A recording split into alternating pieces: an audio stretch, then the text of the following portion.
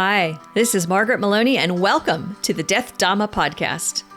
Open and honest discussions with wise and skillful teachers about their experiences with life, death, and Buddhism. If you wonder how others on the path have dealt with death and dying and grief, then be sure to listen in. Everybody has a story, a perspective, and a valuable lesson to share. Embrace death, live a full life, and learn how to love impermanence. Because as my dear father used to say, nobody gets out of this alive. So great you are here. Thank you. And before we dive into our discussion today on grief and compassion, or where there is grief, let there be compassion, quick update. Still on target for a September 28th release date for Sitting with Death, Buddhist Insights to help you face your fears and live a peaceful life. And that will be available in paperback and Kindle on your friend Amazon. And in way of celebration, on the day that the book launches, I will be dropping to you here, my listeners and subscribers of the podcast, a reading of one chapter from the book. So you'll get an audio taste of the book. And those of you who are on my mailing list, margaretmaloney.com, you will also receive the free audio chapter. So if you listen to the podcast, you'll get to hear me. And I guess you can keep the podcast. And if you are on my site and signed up to be part of my community, I'm also going to send you an email and a copy of the file for you to keep. And that is also a preview, because after the launch of the paperback and the Kindle, my goal is then to release to you the audiobook in the first quarter of next year. So that's how things are going. And gosh, I've got this great group of talented and dedicated people helping me to make this launch happen. So stay tuned and stay with me.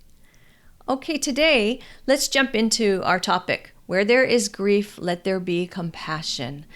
And the thing is that as you navigate grief and you go through grief in all of its different stages, which are not always the same for every person, right? Bring compassion with you, and you will access compassion differently. And let's take a look at that. So, when your grief is fresh and raw, you need compassion, and you are your most important source. To be with your grief without being constantly overwhelmed by your grief requires tremendous amounts of self-compassion. When someone you love dies, you are forever changed. And at first, the changes you experience can be stressful. You might not sleep. You might sleep all day. You might not eat. You might eat comfort food. You might want to lose yourself in movies or shows, or you might wander around your home feeling, fitful and lost, unable to concentrate for more than a moment. You might crave solitude. You might be afraid to be alone, or any combination of these things. You might experience any or all of these on any given day. I always remember my aunt saying to me, "Remember, you're not in your right mind." And I was so annoyed. But as annoyed as I was by her comment, I also knew that she was correct. In my early raw stages of grief, I was not in my right mind. And there was really very little to do about my state other than to continue to be compassionate toward myself. Each day I was doing my best. Some days that meant I was fully functional, and other days it was all I could do just to get out of bed and wash my face. So self-compassion, it's not an excuse to indulge in harmful or unhealthy habits. It's not a reason to ignore your responsibilities and stop participating in life. It is about you learning the best way to take care of yourself as you move forward. It is about learning to love and cherish yourself just as your loved one would have wanted you to do. Being self-compassionate does not mean you never do anything strenuous. The day comes when you need to go back to work and you need to interact with the public or attend social functions. Self-compassion allows you to be aware of your limitations, to find a way to move forward with your life gently. As I moved forward on my journey with grief, I realized that I was harboring some resentment toward a couple of people who I felt did not step up to the plate to assist me. And I needed to sit with this. You might have a situation like this of your own. Death doesn't always bring out the best in us. You might have friends or relatives who were insensitive during your time of need. And sometimes there's that person who acts up, right? They don't know what to do, so they behave in a way that seems inappropriate, or they make it about themselves, or fill in the blank. Maybe sometimes we are the one who acts up. Eventually, you realize that these people are just who they are. They have such a fear of death and such discomfort with other people's suffering that they were not fully there for you. Or because they acted out, you wished that they had not shown up at all. Begin to work on sending them compassion during your meditations to release your disappointment in their behavior. Remember, this is not easy for any of us. A possible next step on your journey is to help others whose grief is newer and more raw than yours. If you find that someone else's difficult situation brings you challenges, this is an opportunity for growth and learning. To get yourself the support that you need. You can start with returning to wishing self-compassion for yourself. And when the time comes that you are no longer triggered by death and grief, turn your compassion toward others. Working with others who are grieving has taught me many lessons. And one of the most important lessons is that not only is this difficult for all of us, but there are also different degrees of difficulty and suffering. Others have experiences that are entirely different from yours. I will admit, there has been a time or two when I realized that I was being judgmental about how someone was navigating their grief. There was just part of me that I just knew how they should act, what they needed to hear, and more. Or I would look at somebody and think, yeah, it's awful that your dog died, but you should be able to get up and leave your house and go to work. And then, of course, one day it hit me.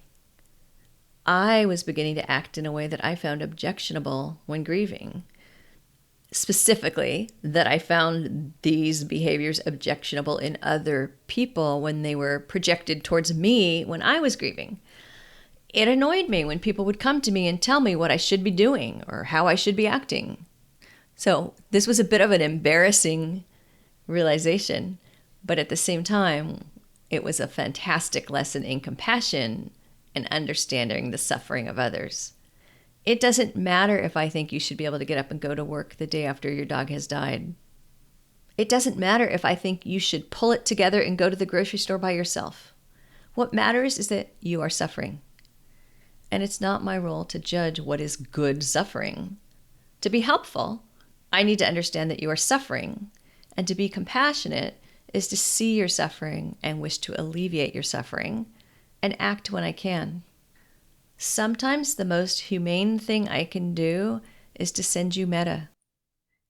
And with this realization came another component to my death training plan, a reminder that just because I have walked through an experience does not mean I am an expert or stronger or doing a better job. It's also not a competition.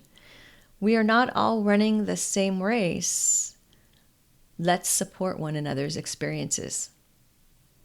When you can channel the energy of your grief into doing good deeds for others, or sending your compassionate thoughts to others, you are creating positive energy, and the deceased may benefit from that energy.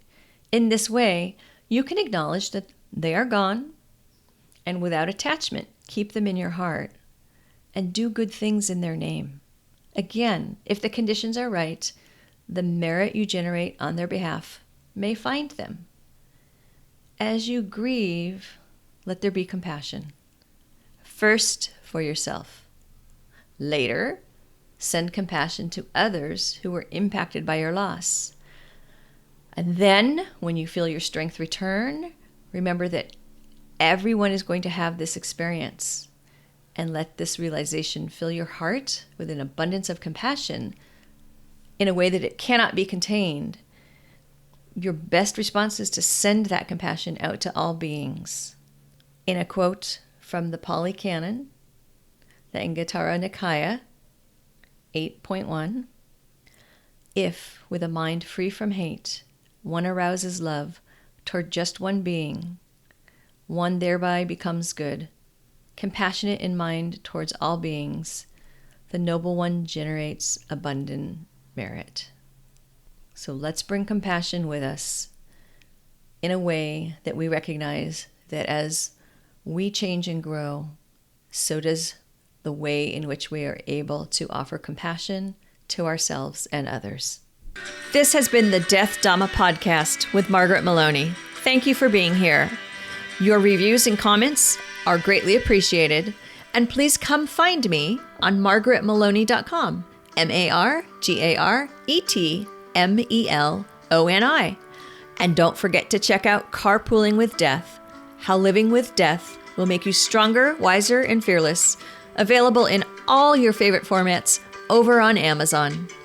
And most importantly, may you be well, may you be happy, may you be safe, at ease, and free from suffering. Bye for now.